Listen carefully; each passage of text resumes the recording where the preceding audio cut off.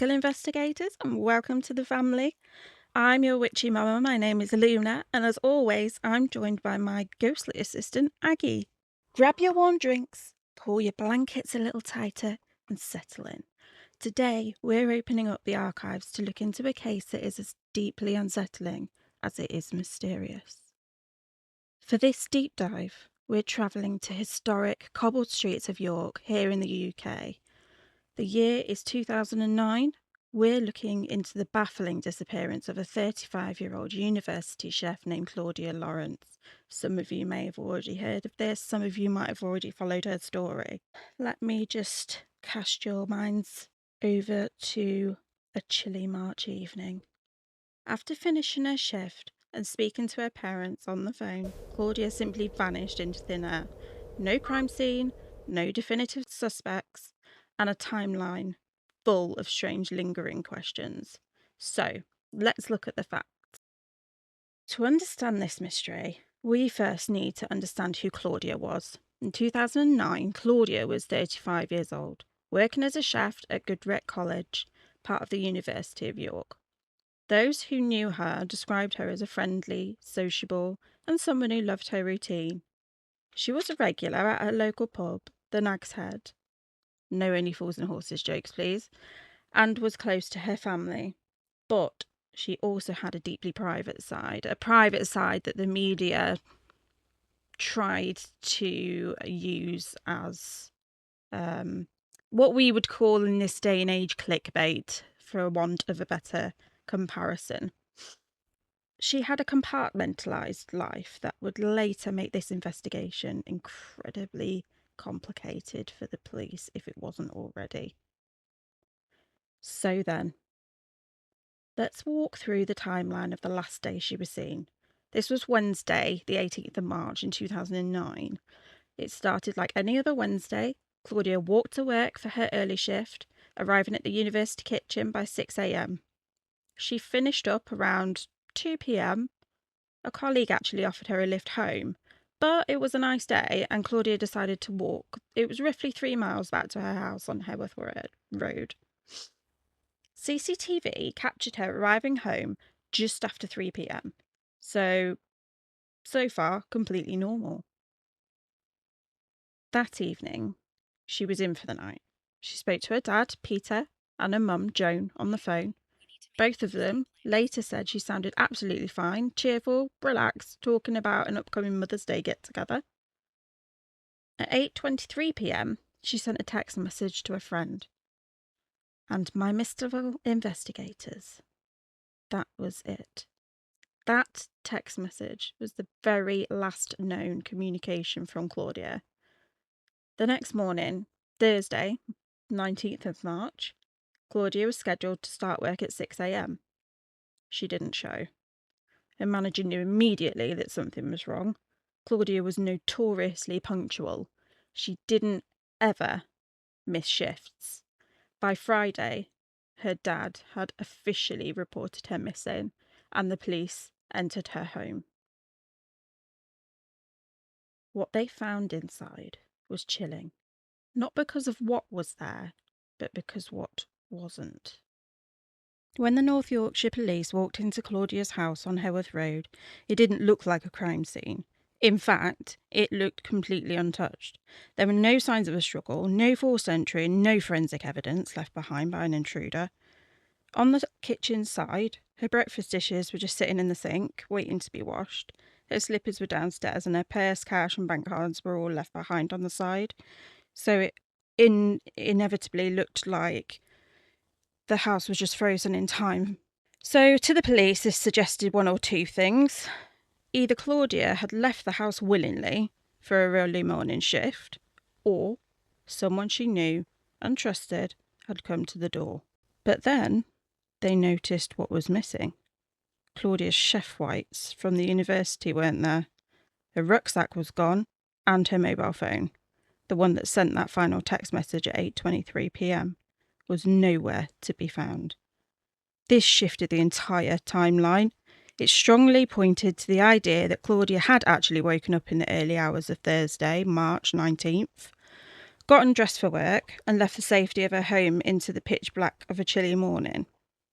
Her walk to university should have taken about 30 minutes along a route she knew with her eyes closed.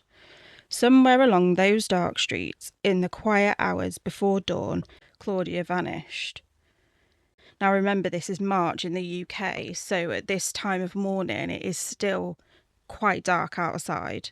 This is where things take a bit of a dark, complicated turn, because as investigators started digging into Claudia's life to find out who would want to hurt her, they discovered that the quiet, punctual chef had a web of complex, secret relationships that she kept entirely hidden from her closest family and friends. Now, that's a very complicated thing to do, especially when you have close friends and that you have a close relationship with your parents, but no one had any idea about any of this.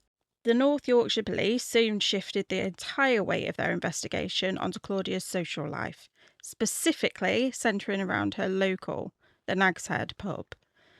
They discovered she'd been involved in a number of undisclosed, intimate relationships. Detectives became convinced that the key to her disappearance lay hidden somewhere within this very tight-knit, closed-mouth social circle. But we cannot but be spectators in this, and when you're looking at a situation like this from the outside, it's difficult to know the surrounding circumstances around these relationships because no one was talking.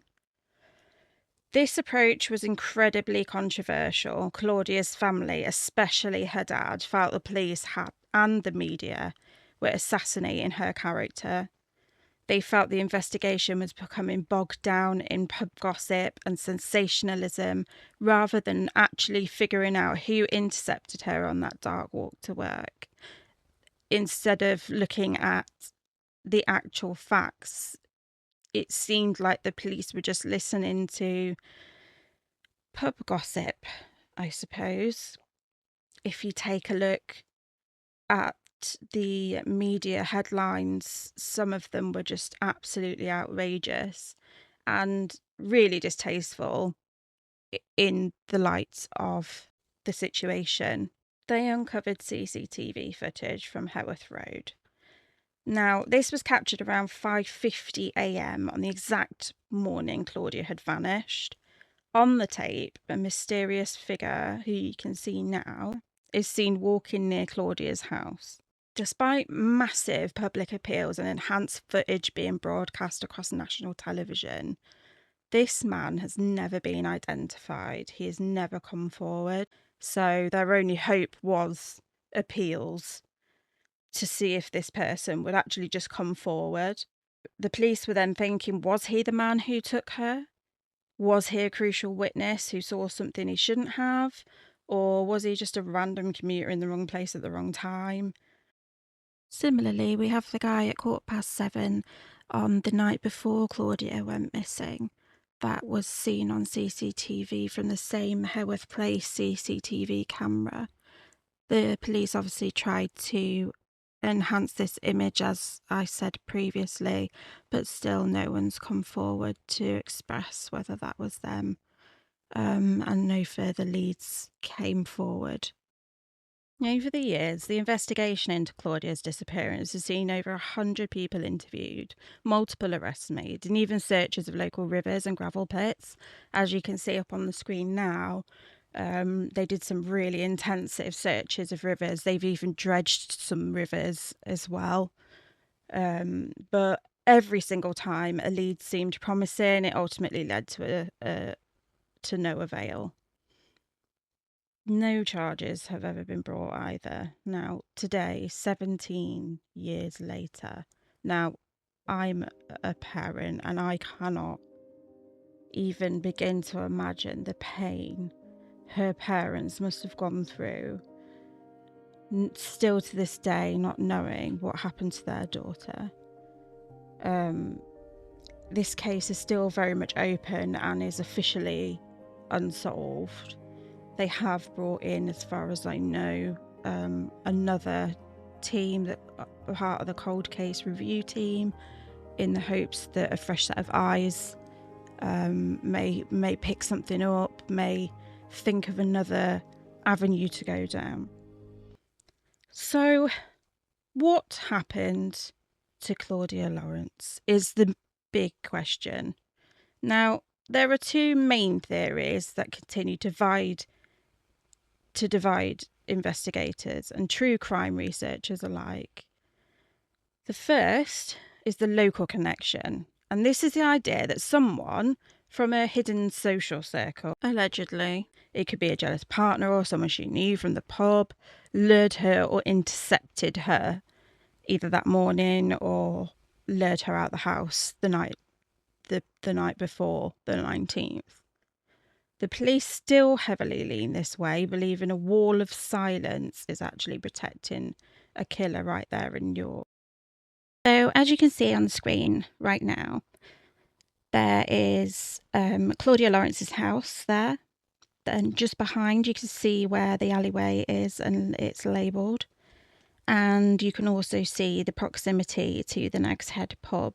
And I think that's a very powerful description, the wall of silence. It suggests that there is a community there that knows way more than they're letting on. And I couldn't live knowing knowledge that somebody was missing and I knew a part of that story and didn't tell someone. But people have their reasons for protecting people and doing what they think is the right thing at the time. The second theory is much more random and in some ways even more terrifying, actually.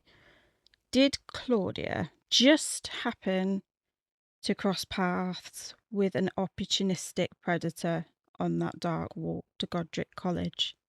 Without a crime scene, without her phone, and most importantly, without a body. There are some criminologists that have tried to link her disappearance to known serial offenders that operate in the UK around that time. Although there is nothing to prove this, but there is nothing to disprove it either. There is what they call the Cyprus connection. And Claudia loved the island of Cyprus and vacationed there often, building a wide, complex network of friends and acquaintances there. Now, North Yorkshire Police actually sent a team to Cyprus to interview people, suspecting she might have received like some job offers, with her being a chef, or that maybe she met someone abroad that could be involved. It just adds an unexpected international layer. And again, that is something that they have never been able to truly identify as being a definite, and spent weeks excavating the sand hut and gravel pits. This is a wooded area a few miles outside of York. They never publicly disclosed exactly what tip led them there, and they ultimately found nothing, adding to immense frustration of the cold case. So they just felt like they were fed something that was deliberately given to them to mislead them or lead them away from Haworth Road. I need to add in that the media focused so heavily and unfairly on Claudia's personal and dating life. Many people believe this aggressive angle alienated potential witnesses, and you can only imagine if you were known to have been acquainted with Claudia, that the moment this investigation happened, there's no way people are going to want to come forward and potentially then make themselves a suspect. I mean, some people would, I guess, guilt would probably get the better of them and they'd want to come forward. But, they could also think, well, I don't know anything, so me coming forward is not going to give any value to the investigation. But I think this did cause people to clam up even more, and it completely shifted the public focus away from actually. We are only left with questions. But behind the headlines and the mystery is a family, and they're still waiting for answers.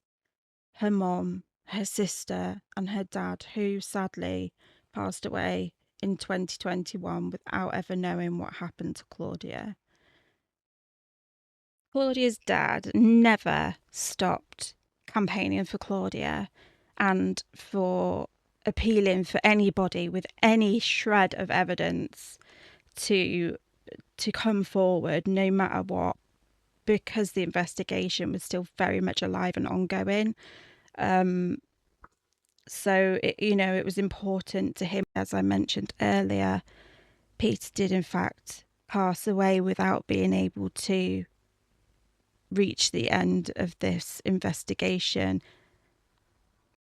While the police investigation hit wall after wall, Claudia's dad, Peter Lawrence, refused to stop fighting. But he wasn't just fighting for answers, he was fighting a broken legal system. You see, when someone went missing in the UK, their family had zero legal rights to manage their financial affairs. So mortgages just went unpaid, debt collectors called, and families were left helpless while their loved ones' lives fell apart on paper. Peter experienced this nightmare firsthand when he couldn't even pause Claudia's direct debits. So he campaigned tirelessly, and in 2019, Claudia's law officially came into effect. So this was groundbreaking legislation, finally allowed families to step in and manage the affairs of missing loved ones after 90 days. Peter changed the law of the land to save hundreds of other families from the torment he endured. As I mentioned, Peter passed away in 2021, and he never knew who took Claudia, but his love for Claudia left a legacy that will protect missing people and their families for generations. I will link down in the description a link to Claudia's law for anybody who may possibly be going through something like this in the UK themselves and weren't aware of Claudia's law. I will link it in the description so you can look that up. And it may help somebody out there. What do you think, mystical investigators? Was it a dark secret close to home, or a tragic case of being in the wrong place at the wrong time? Let me know your thoughts in the comments below. Until next time, stay curious, stay watchful, and welcome to my family. If you found yourself here today and you enjoyed today's content, then please like and subscribe, and remember to turn on those notifications by clicking the bell. And remember, check those dark corners. If anybody has any ideas of something that they'd like me to deep dive into, something that has been lesser covered, and you would like me to dig around and find out everything I can, let me know. And I will always read my comments, and I will obviously try and reply to as many of you as I can. Thank you for being here, and thank you for taking the time to visit my channel.